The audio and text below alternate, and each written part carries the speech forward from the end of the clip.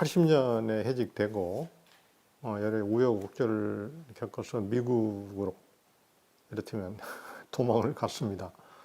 가서 이제 필라델피아에 있는 자유신문에서 일하고 있었는데 그 신문이 이제 반독재 신문이었죠. 민주화 운동을 지원하는. 근데 82년 말에 DJ께서 이제 미국에 망명해 오셨는데요. 자연스럽게 제가 이제 반독재 신문을 만드는데 일하다 보니까 인연이 돼가지고 그 이듬해 이제 그 김대중 대통령께서 워싱턴에 한국인권문제연구소를 만드셨습니다. 그런데 거기 와서 일을 하자 저를 부르셨죠. 83년부터 한국인권문제연구소에서 일하면서 행동하는 양심이라는 잡지도 만들고 그때 뭐 DJ 대통령님의 운전도 도와드리고 공보비서도 하고 또 사람이 없으니까 인권문제연구소 재무 역할도 하고 그렇게 인연이 됐죠. 그 전에는 어떤 인연이 없었습니다.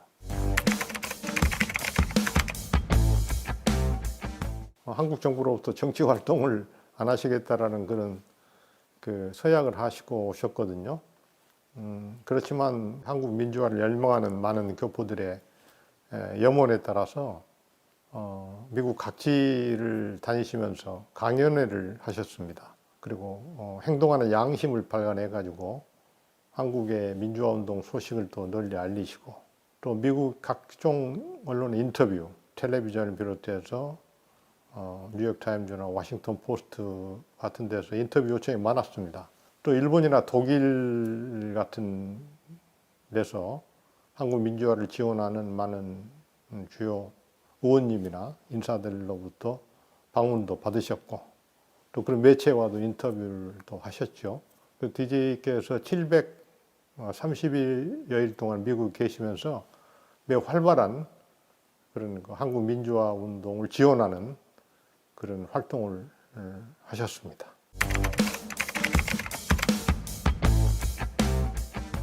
네, 영어를 아주 거의 독학으로 마스터 하셔가지고 미국 방송과 인터뷰를 영어로 하실 정도로 하도 고급 영어를 쓰시니까 미국 사람들도 아주 뭐 탐복할 정도로 뭐 발음이야 조금 하셨지만 문법적으로 아주 훌륭한 영어를 쓰셨기 때문에 Security issue was most dangerous when we were in wartime from 1950 to 1953.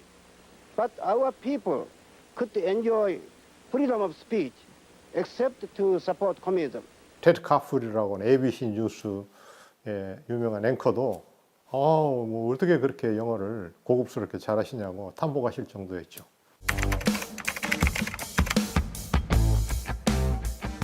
이 여사님이 이제 고초를 많이 겪으셨잖아요. 대통령께서 이제 사형 언도를 받으시고 감옥에 계실 때 뒷바라지 하시면서 아주 고초를 많이 겪으셔서 뭐 이렇게 손도 많이 아프시고 아주 힘들어 하셨어요.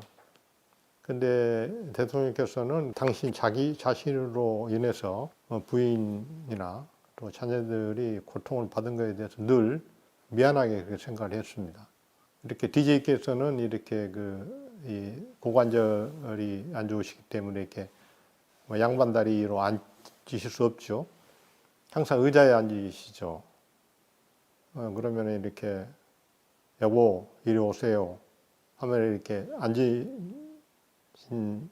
대통령 앞에 이렇게 여사께서 앉으셔요. 그러면 이렇게 어깨를 주물러 주시고 막 말없이 그걸 제가 물끄러미 쳐다보고 있고 그리고 가끔 농담도 하시면서 DJ께서 부엌에서 여사님을 도와서 설거지 해주신 사진도 있죠.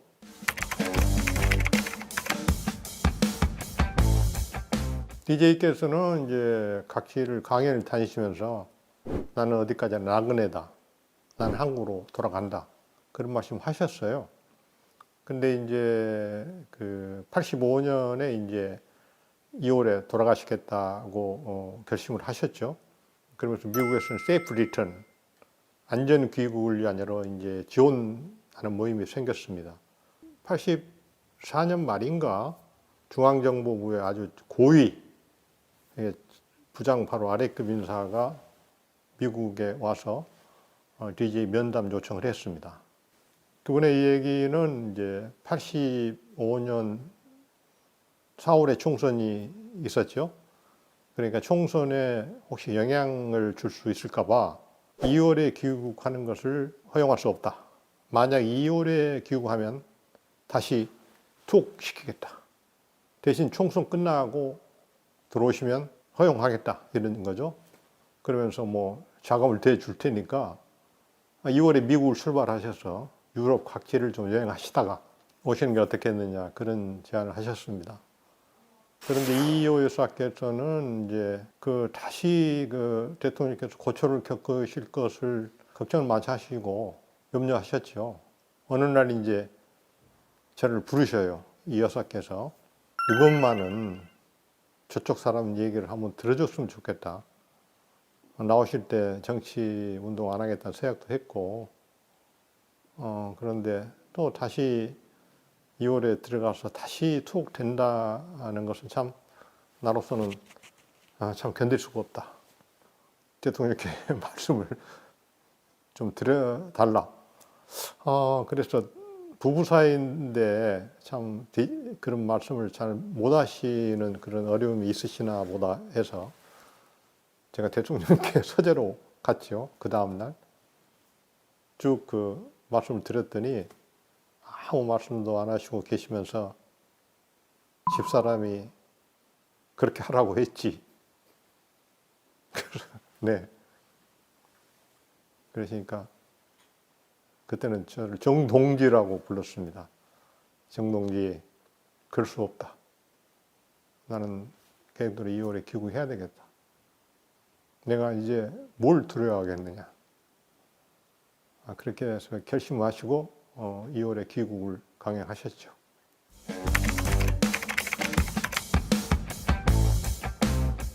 DJ께서 미국 계실 때 아퀴노 전 필리핀 상원의원이 하버드에 연수를 오셨고요.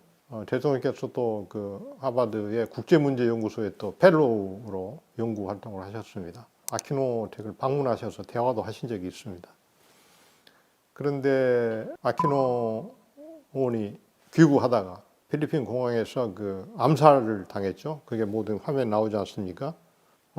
많은 미국의 민주화 운동을 지원하는 분들이 DJ 대통령도 그러한 위험한 경우를 당하지 않을까 싶어가지고 걱정을 많이 해가지고 아까 말씀드린 대로 미국의 여러 국회의원, 인권운동가, 종교계 인사, 국민인권운동 하던 하비 목사님 이런 분들이 이제 조직을 해가지고 귀국 때 동행을 했었죠. 네.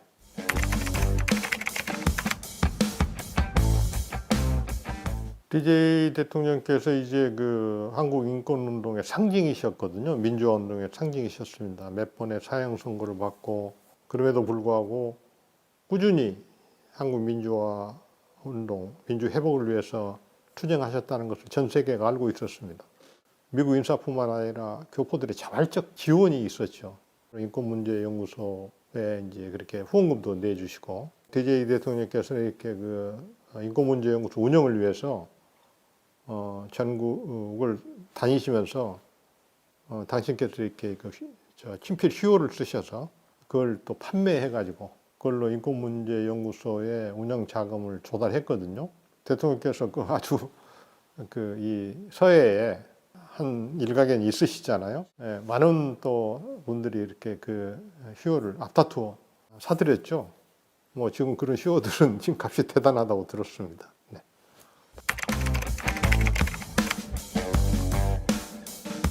박지원 전 국정원장님은 DJ 대통령이 미국 오셨을 때 뉴욕 한인회장을 하셨어요. 그리고 미국 한인회 총연합회 회장도 하시고 아주 훌륭한 비즈니스맨이셨죠. 돈도 많이 버셨는데 인권문제연구소에 크게 재정적인 후원을 하셨어요. 가끔 이렇게 찾아오시고 저희들도 이렇게 뉴욕 가면 뵙고 그때부터 이제 박지원 전 원장님은 DJ 대통령님의 미국 그 생활에 크게 그야말로 물심양면으로 도움을 주셨죠. 저는 계속 남아서 대통령께서 너는 이 인권문제연구소에 좀 더 있어라. 그래서 제가 88년에 한겨레 신문으로 가기 전까지는 또 인권문제연구소를 말씀에 따라서 뭐 지키고 있었었죠.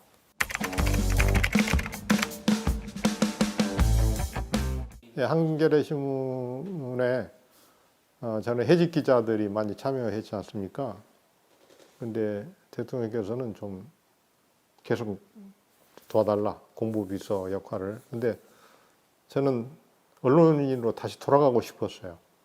제가 76년에 지금 합동통신, 지금 연합뉴스죠. 기자로 언론인 생활을 했는데, 그게 이제 필생의 뭐랄까, 하고 싶었던 일이었기 때문에 88년 한겨레 신문 창간으로 다시 그 말씀을 드려주셔가지고 허락을 해주셔서 다시 한겨레 신문으로 들어갔죠.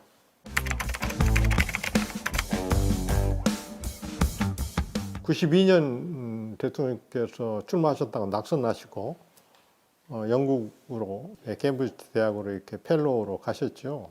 그리고 93년 초에 이렇게 다시 한국으로 오셨습니다. 그런데 이제 저는 그때 93년 당시 한겨레 신문에 제가 뭐 외교부, 국방부, 통일부를 출입을 했었고, 또 93년 당시에는 외교, 안보, 통일 문제를 쓰는 논설위원으로 일하고 있으면서 그때 이제 통일 문제에 대해서 많은 그 칼럼이나 사설을 쓰곤 했습니다. 근데 대통령께서 귀국하시고 이렇게 부르셨어요. 한 달에 한 번씩 보자. 통일 문제에 대해서 좀 얘기 좀 나누자. 신문사에서 이제 알고 있는 뭐 정보 같은 것을 알고 싶어 하셨죠. 그런데 이제 93년 11월에 부르셔서 아태평화재단에 와서 내 비서실장을 좀 해달라. 나는 이제 정치는 안 한다. 나는 통일 문제만 전념하겠다. 갑작스런 제안을 받고 어떻게 하나 하다가 오직 사람이 없었으면 나 같은 사람을 부르시겠나 싶어서 제가 아태평화재단의 그 김대중 이사장 비서실장으로 93년 11월부터 같이 모시게 됐습니다. 고민을 많이 했죠. 뭐 집사람이 좀 반대를 했고요. 뭐 정치도 안 할 사람인데 뭐 그런 얘기도 했고 했는데 오죽 사람이 없으면 나 같은 사람을 부르시나 싶어서 그냥 뭐 쓸모가 있으면 뭐 그냥 도와드려야 되겠다는 심정으로 모시게 됐습니다.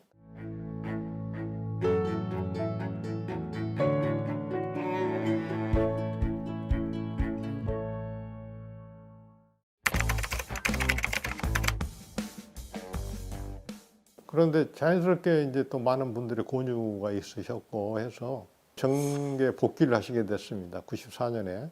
난 어떻게 해야 되나. 이제 다시 언론사로 돌아갈 수는 없고 글이나 쓰면서 살아야 되나. 제가 이제 여러 가지 망설였는데 뭐 이렇쿵저렇쿵 하다가 다시 국민회의 총재 비서실장이 됐습니다. 그러니까 저로서는 생각지도 못한 또 아태평화재단 비서실장에서 김대중 국민회의 총재 비서실장으로 신분이 또 바뀌었죠. 이삿짐 따라가는 강아지처럼 또 따라가게 돼서 꿈에도 생각해보지 못한 정치에 저도 그냥 발을 디디게 됐지요. 많이 했죠. 아주 당시 이기택 총재 같은 분도 반대하셨고, 김원기 전 국회의장님도 반대하셨고, 아주 비판이 많으셨죠. 참 범민을 많이 하셨는데 결국은 정계를 다시 복귀하시기로 하고 그렇게 결심하시고 나서는 이제 준비를 하셨습니다.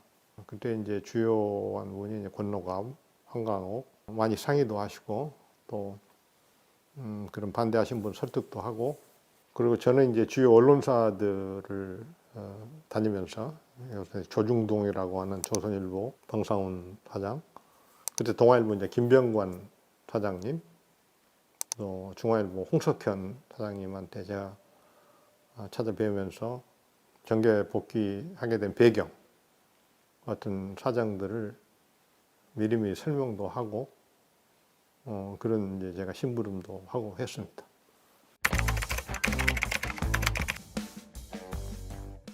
그저 뭐,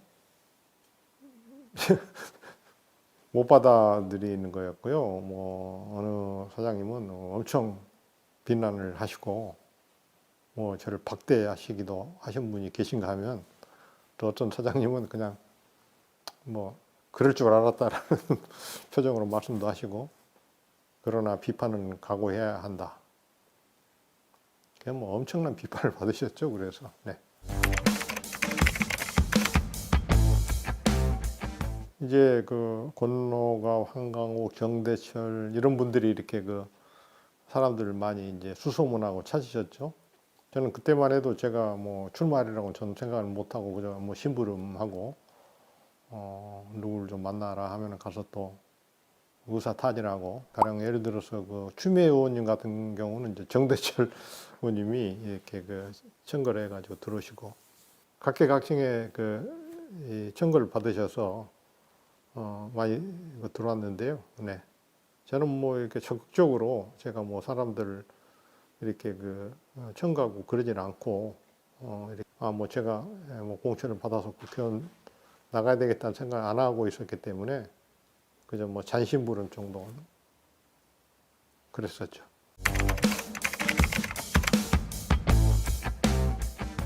예, 당연히 그렇습니다. 그때 언론이나 이런 쪽에서 그런 젊은 피 수혈을 뭐 그렇게 표현하면서 아주 놀라워했죠. 어떻게 저렇게 그 각계각층에서 평가받는 유능한 분들이 저렇게 이렇게 영입을 하는가 해서 늘 궁금했는데, 단계 발표할 때마다 언론들이 반응이 굉장히 긍정적으로 이렇게 평가를 했었죠.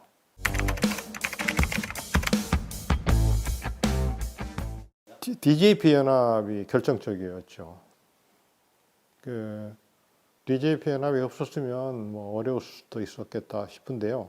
DJP 연합을 할 때 우리 쪽 대표는 한강옥 대표님, 저쪽은 김영환 대표님이었고요. 이제 두 분 이렇게 만날 때 저쪽 국회의원 한 분하고 같이 배석도 하고, 또 두 분 합의문 같은 것을 또 제가 옆방에서 이렇게 같이 작성하고 그랬었는데요. DJP 연합을 하면서 굉장히 가능성이 높다. 해외에서도 그렇게 평가를 했었죠. DJP 연합이 저는 결정적인 승리의 원동력이 됐다. 그러나 DJP 연합을 첫 손가락으로 꼽는다면 또 이인재 후보님의 출마도 굉장히 중요한 승리의 한 요인이었다. 그렇게 생각을 합니다.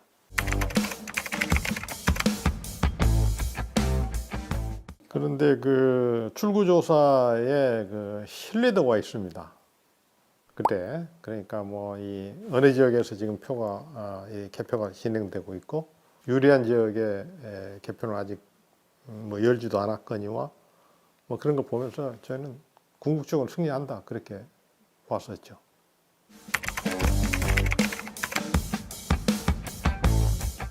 토론은 워낙이 뭐랄까 시체말로 타의 추종을 불허하시기 때문에 토론 팀을 또 같이 참여했거든요. 정동영 의원, 또 조세영 의원님 해서 하는데 막힘이 하나도 없으시잖아요. 그야말로 준비된 대통령이었습니다. 모토가. 많은 사람들이 깜짝 놀랐죠.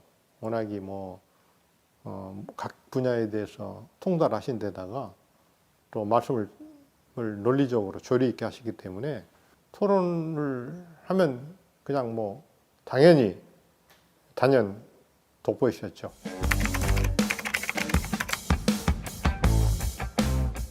아태평화재단을 만들기 전부터도 대통령께서는 통일 문제에 대해서 독일의 사례랄지 이런 거에 대해서도 많은 연구가 있으셨습니다. 3단계 통일 방안을 수립하는 데 결정적으로 또 도움을 주신 분이 임동원 전 국정원장님입니다.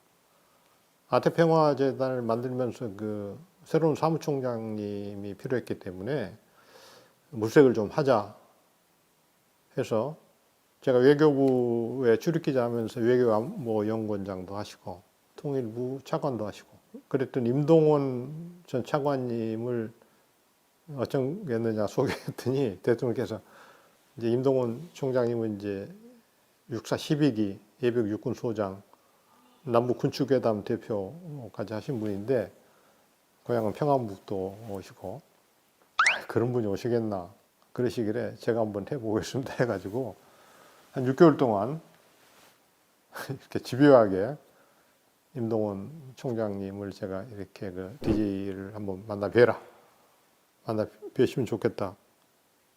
그런 여러 가지 일화가 그 임동원 총장님의 자서전이 피스메이커라는 자서전에 제가 그분을 어떻게 그 귀찮게 했는지 자세히 나와 있습니다.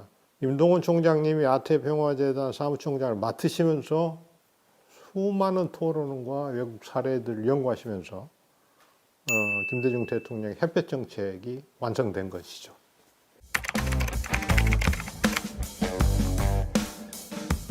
예, 바로 그 점을 그 임동원 원장님께도 얘기하셨죠.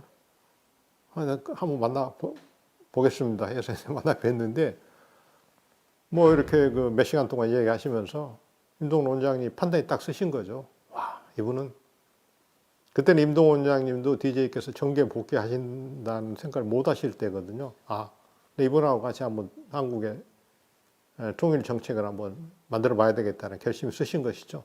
뭐 설복이 되신 거고 상호 설복을 시키고 설복을 받아주신 거죠. 네.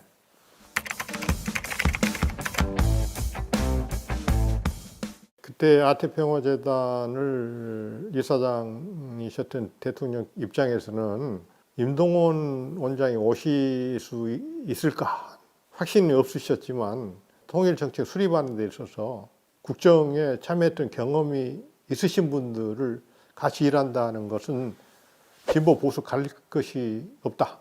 그리고 그때 이 전문가 집단이 그렇게 그 폭이 넓지가 않았습니다. 군사 외교 안보 통일 문제의 전문가를 두루 섭렵하신 임동원 원장님 같은 분이 없었습니다. 그리고 임동원 원장님을 제가 처음 뵀을 때도 제가 내가 누굽니다. 김대중 이사님께서 뵙기를 원합니다. 말씀하셨을 때 처음에는 마다하시면서도 통일 문제에서는 여야가 있을 수 없다고 나는 본다. 그렇게 말씀하신 것을 제가 힌트를 딱 얻어가지고 대통령께도 보고하고 집요하게 제가 그분을 이렇게 졸라댔던 건데요. 김대중 대통령께서도 통일 문제를 연구하는 데 있어서 뭐 여야, 진보, 보수 할 거 없이 가장 현실적인 방안을 수립하는 데 있어서 국정에 참여했던 경험이 무엇보다도 중요했었죠.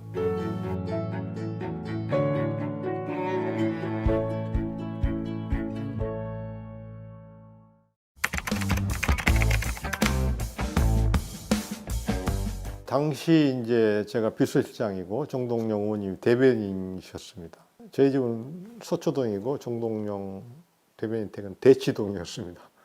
그런데 당시 대통령의 사저는 일산이었습니다.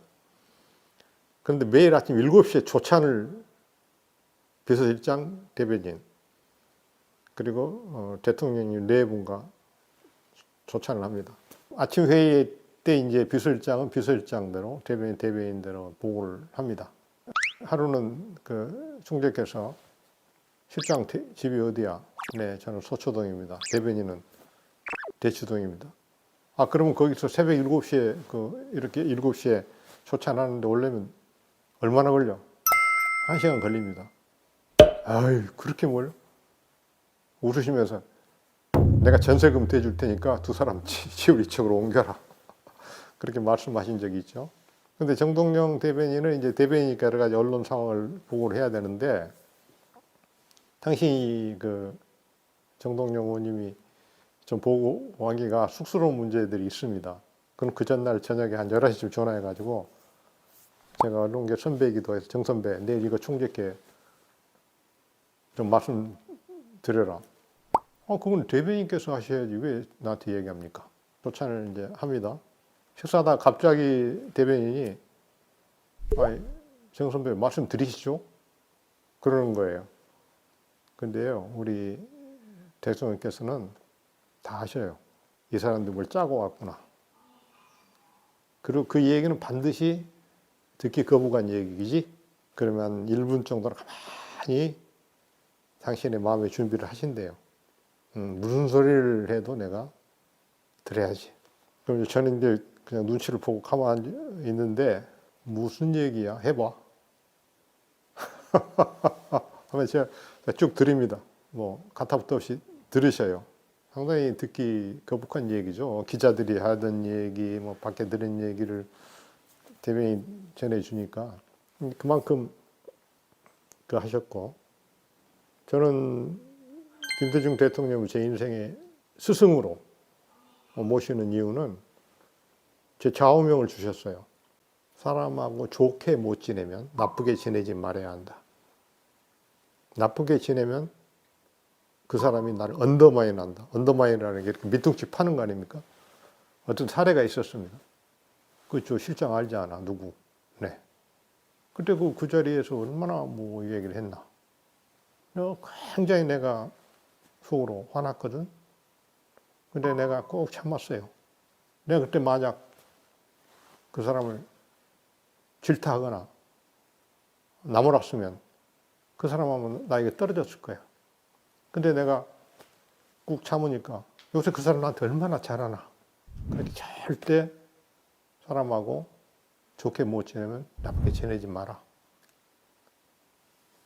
그게 지금까지 제가 잘 실천을 못하지만 제 가슴에 담고 있는 좌우명이고, 저뿐만 아니라 많은 분들에게 대통령께서는 그런 그 신중함과 어떤 겸손함과 성실에 대해서 얘기하셔가지고 저와 같은 그런 좋은 교훈을 얻으신 분들이 매우 많습니다.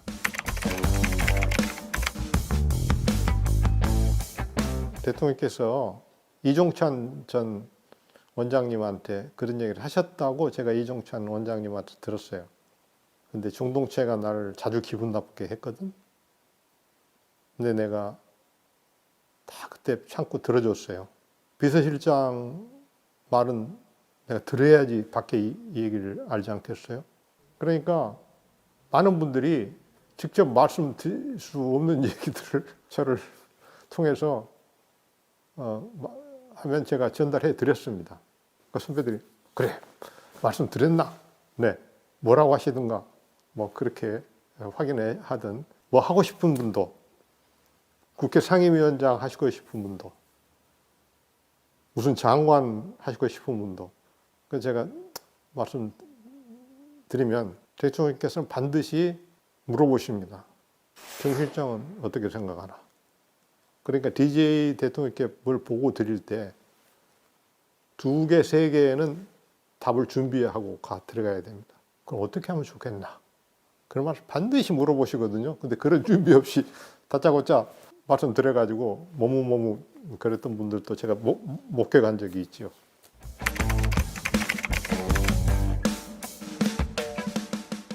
뭐 이렇게 잘 받아들이시고 격퇴를 면전에서 안 하십니다. 조금 마땅치 않더라도 근데 생각해 본다 이렇게 말씀하시죠. 그 보고하는 자리에서 그 사람을 평가하시는 거죠. 속으로 조리가 있으셔야 됩니다. 반드시. 대통령께서 말씀하시는 게 곧 기사잖아요. 얼마나 논리적으로 상황을 제대로 파악해서 보고를 하는지, 그건 한쪽만이 아니고 다른 쪽의 의견 어떤 것까지 보고를 하는지 그런 걸 보시고 아주 또 칭찬도 해주시고 그럽니다. 아, 그래. 또 당신께서 조금 마땅치 않으시면 그냥 알겠어, 내 생각해 볼게. 뭐 그러시고 했죠.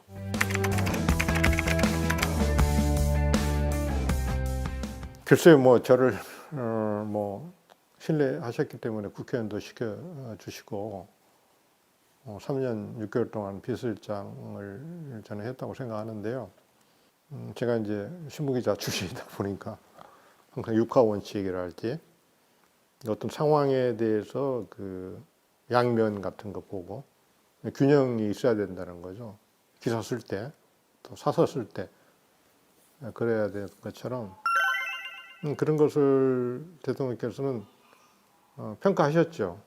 정동체가 보고하는 것이 무슨 뭐 편파적이거나 뭐 당신 기분 좋아라고 무슨 보고하는 게 아니고 솔직히 조금 어쩌는 보고가 많았었습니다. 그리고 아무리 대통령 측근이라도 직접 말씀하시기 어려우면 꼭 저를 불러서 송주엽께 말씀을 드려라. 비서실장 이런 거 말씀드려야 되지 않냐. 뭐 그러면 그것이 제 역할이었습니다. 그래서 그때마다 뭐 저도 그 마음으로는 부담이 갔지만 그래야 될 일이라고 생각을 했고요.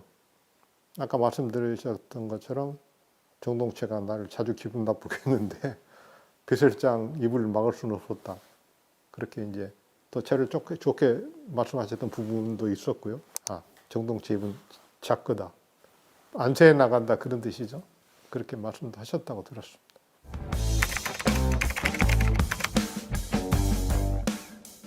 대통령께서는 나 때문에 부인과 애들이 고초를 겪었다는 것을 늘, 또 김홍일 의원님 경우는 고문을 당하시잖아요. 그래서 보고 늘 가슴 아프게 생각하셨어요.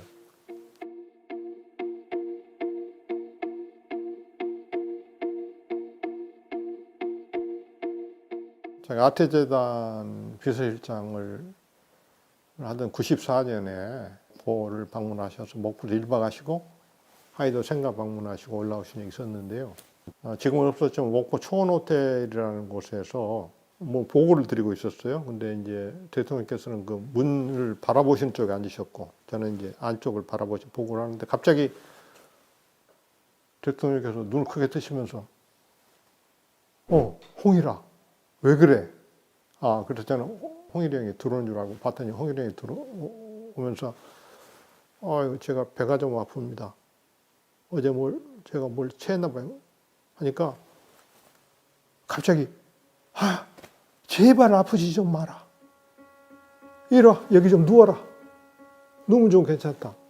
뭐 유치원생 아들에게 대하듯이 눈물 핑 하시면서 그러니까 저도 이제 그냥 와라. 단지 무슨 뭐 체했다 그런 정도면 그렇게 크게 안타까워하지 않으실 텐데 고문 받았다는 거 알고 계시니까 또 그런 후유증이 또 도졌나 싶으셨던 거죠. 제발 아프지 좀 마라. 그래서 눈물을 뚝 흘리시더라고요. 제가 그때 굉장히 가슴이 뭐랄까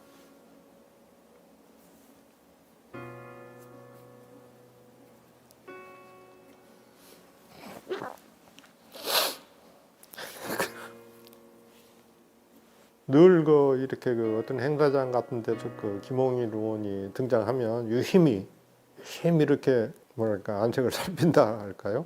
진단하는 것처럼 그 눈물을 그거는 제가 흘리신 것은 직접 목격한 건 없습니다.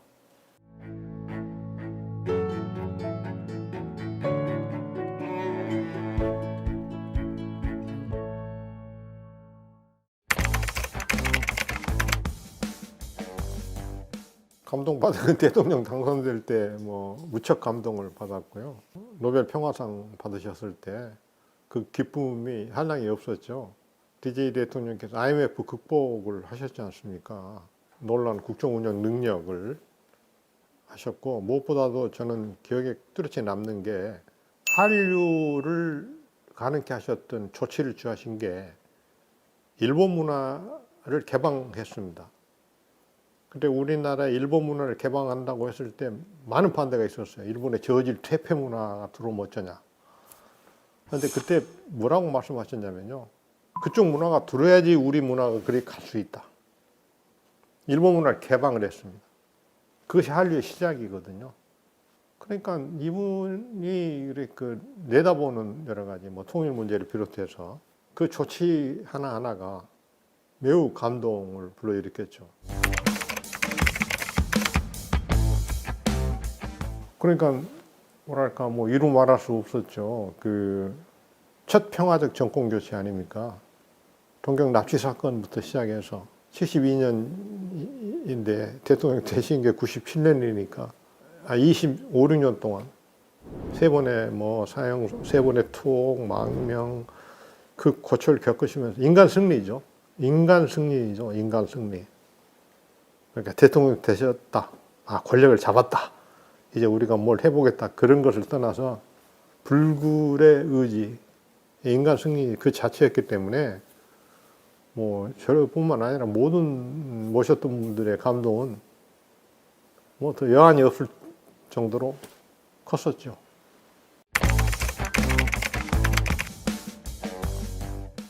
뭐 낙선하셨다면 글쎄요 뭐 평범하게 늘 그 이 강이 보이는 곳에 집 짓고 사시고 싶어 하셨거든요. 일산에 그 이 집을 지으셨던 것도 그때는 다시 정치를 할 생각이 없으셨어요. 아태평화재단 만들 때도 저에게 나는 이제 정치는 안 한다. 나는 통일 문제만 전념하시겠다. 그러면서 일산에 그 집을 지으셨거든요. 아마 그때 안 되셨다면 뭐 독소와 지필로 그렇게 생활하시지 않았을까 생각을 합니다. 꽃을 보기 좋아하셨기 때문에 코스모스, 진달래 이런 꽃 보기를 좋아하셨기 때문에 꽃 보고 다니시면서 그냥 그렇게 여유 있는 생활을 하셨겠죠. 네.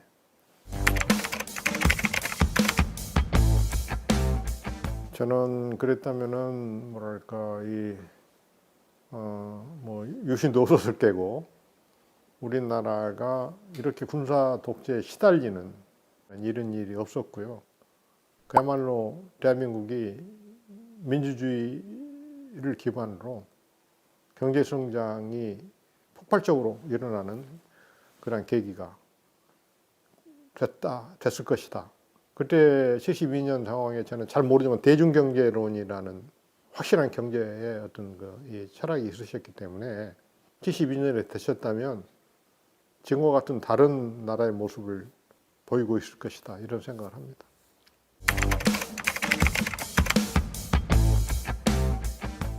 근데 이제 저는 좀 그 정풍운동의 취지는 잘 이해했지만 저는 또 DJ 대통령님을 모시고 또 그냥 동교동계라고 하시는 분들 선배님들을 또 가까이 있었기 때문에 저는 상당히 좀 곤혹스러운 어떤 뭐 가운데 끼어 있었다 할까요? 그랬었지만 또 쇄신운동의 필요성은 제가 충분히 이 공감하고 참여했기 때문에 뭐랄까 틈만 나면 대통령께 또는 선배들에게 지금 시대 정신이 이러하니 이런 걸 받아들여야 된다.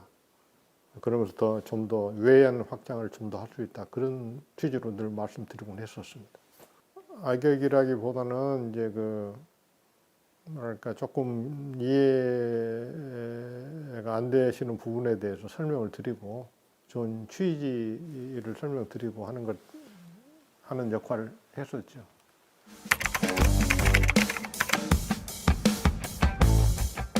노무현 후보님이 되신데 광주 국회의원으로 첫 지지선을 했었죠.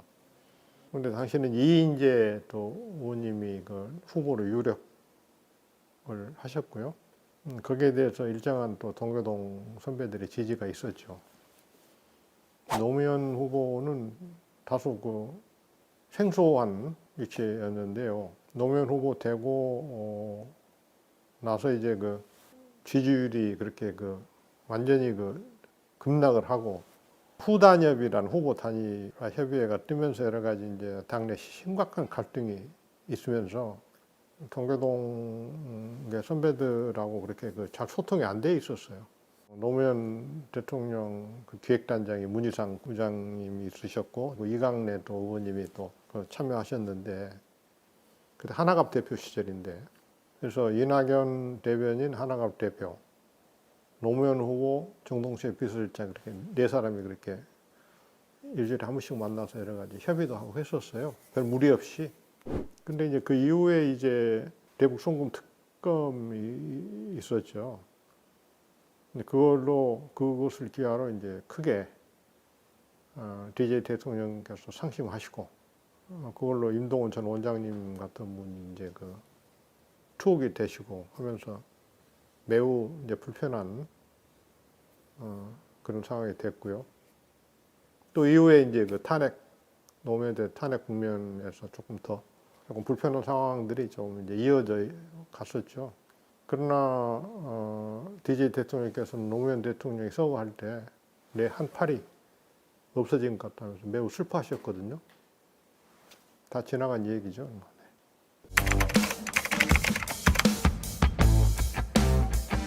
광주에서 저 지지선을 한 그런 일이 있었고 또 천정배우원이 청구해가지고 후보 비서실장이 됐어요.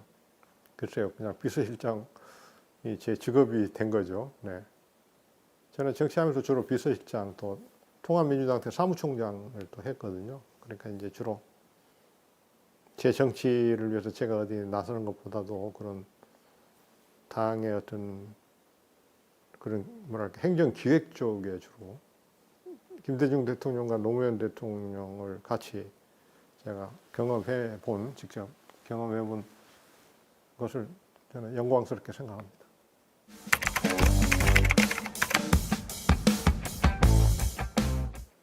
성정에 있어서 많이 다르시죠. DJ 대통령께서는 굉장히 이지적이시고, 뭐랄까, 돌다리도 두들겨 건너시는, 어떤 분은 돌다리를 두들기고 안 건넌다, 이렇게 얘기할 정도의 분이고, 노무현 대통령은 굉장히 이모셔널, 아주 저돌적이고 돌파력이 있으신 분이시죠.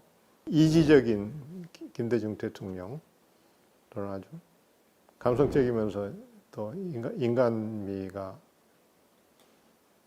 풍부한 노무현 대통령, 그렇게 말씀드릴 수 있겠네요. 노무현 대통령 같은 얼굴 부비고 술 한잔 나누면서 막 그렇게 허심탄회하게 얘기하시는 분이라면 김대중 대통령님은 이제 그러기가 조금 뭐 세대차도 있지만 그런 틈이 늘 없으시죠.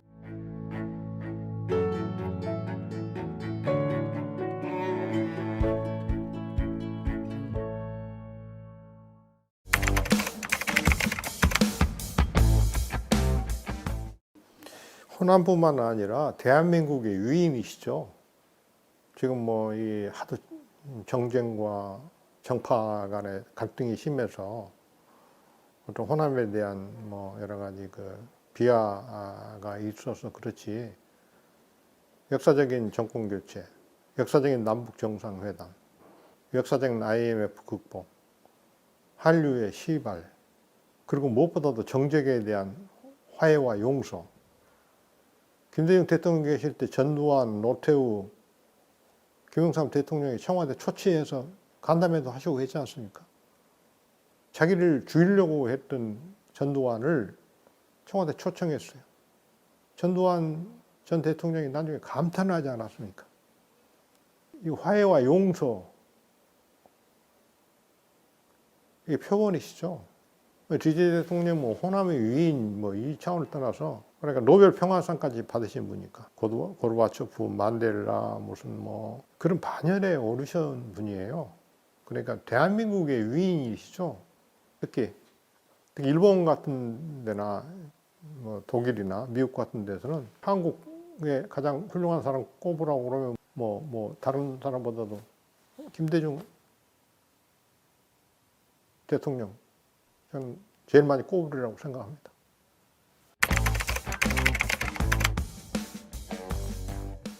김대중 대통령인 경우는 이렇게 설이나 추석 때는 동계동 댁을 비우셔요. 이 여사님하고 다른 데 가 계셔야지 동계동에 일하시는 아주머님들, 식당에 세 분이 계셨는데, 비서들, 이런 분들 쉴 수가 있거든요. 댁에 계시면 그분들이 모시잖아요.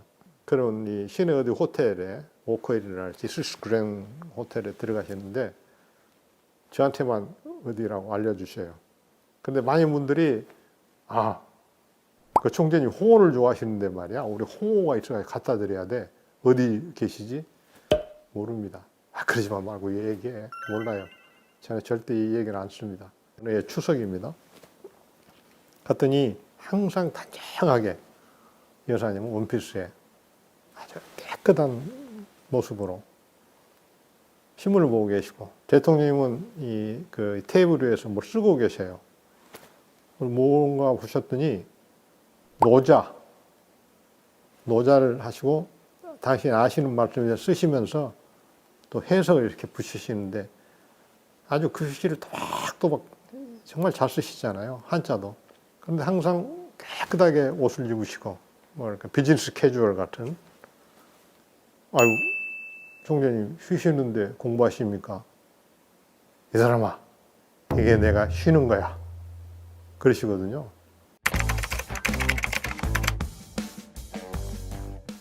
DJ 대통령께서는 상대방이 옷을 좀 언밸런스하게 입거나 넥타이가 안 어울린다면 반드시 말씀하셔요. 한 번은 저를 빤히 보시더니 정 시장, 그 넥타이가 뭐야? 네? 그 노인 색깔이잖아. 젊은 사람이 그 노인 색깔 넥타이를 메고 있네? 네? 이리 와! 동교동 안방으로 들어가시더니 캐비넷 문 열고 넥타이를 한 축축축축 해서 한 5개를 쭉 뽑아주셔요. 굉장히 좋은 넥타이였습니다. 그리고 어떤 의원님이 목이 좀 도톰한 의원님이 계셔요. 근데 그분이 이렇게 이 호구가 잘 안 잠겨져요. 두툼해서 이렇게. 그러니까 넥타이를 이렇게 짜고 이제 올리죠. 근데도 저 앞에 보면 이렇게 풀어진단 말이야. 누구 의원? 이게 좀 잠그고 좀 그래요. 예. 제가 좀 목이 두툼해서 이게 잘 안 맞아가지고. 그럼 좀 큰 걸 사 입어요. 그러니까 항상 옷 매무새를 단정하게 하셔야 된다. 비서실장이 제 방에 들어오시길래 실장 나가는데 네. 일어서서 했더니 갑자기 제 책상을 보시고 좀 정리 좀 하고 일을 해요. 그러니까 막 이제 늘어놓고 뭐 이게 뭐 컴퓨터 있고 그러니까 막 어지러졌는데 좀 정리 좀 하고 해요. 늘 그러셨어요. 항상 정리 정돈.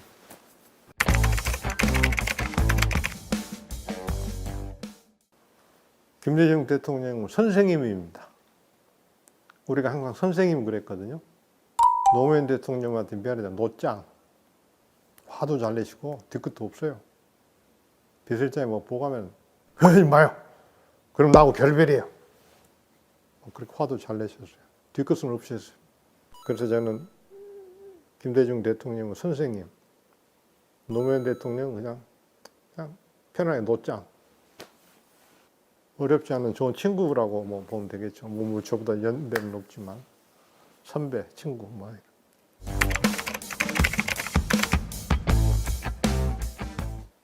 대통령 이제 되시고 나서 아시아 문화중심도시 광주를 지정을 했습니다.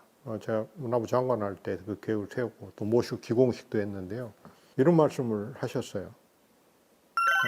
DJ 대통령께서는 호남이니까 광주에 뭐 좀 크게 주고 싶어도 못 줄까 모르는데 나는 영남이니까 확 줄 수 있다. 확이라는 말씀을 꼭 쓰셨어요. 광주에 먹고 살 거를 확 줄 수 있다. 뭔가 계획을 세우자. 광주가 문화와 예술의 중심이니 문화수도. 그렇게 말씀하셨어요. 광주 잊지 않고 있습니다. 그야말로 광주 전남이 자기 지역 발전을 위해서 신명을 낼 수 있는 그런 프로젝트를 출발시키는데 제가 전력을 다하겠습니다. 광주 전남 지역에 무엇을 해야 할 것인가? 아무리 생각하고 아무리 많은 사람들이 얘기를 들어봐도 답은 문화다. 그래서 그 당시 4조 예산 2004년, 3년 이즈음에 지금하고 규모가 엄청 뭐 지금 사조와 그때 사조하고 다르잖아요.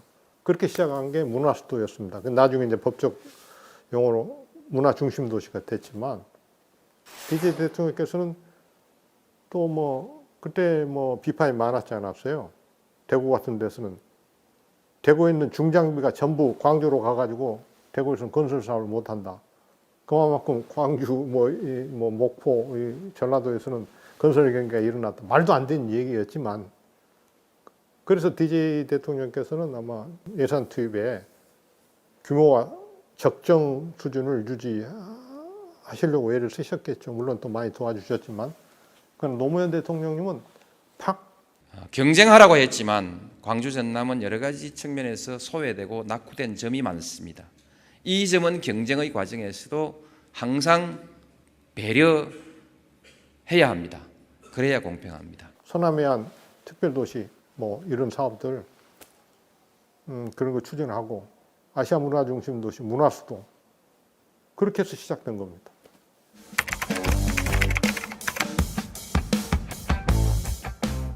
그러니까 김대중 대통령님을 기념해야 할 만한 한국의 유인, 한국의 인물이기 때문에 그분의 업적은 뭐 다시 말씀드릴 필요는 없고 대통령께서 써주신 글들을 제가 고이 잘 간직하고 있거든요. 어떤 사람은 그걸 팔아라고 그러는데 그냥 뭐 제 이름을 써주신 것도 있고 다른 작품도 있는데 또 뭐 저에게 주셨던 서적들이나 고이 간직해서 저도 대대 손수 제 후대들에게 제가 이렇게 모셨던 영광스러운 시절에 대해서 좀 물려주고 싶습니다.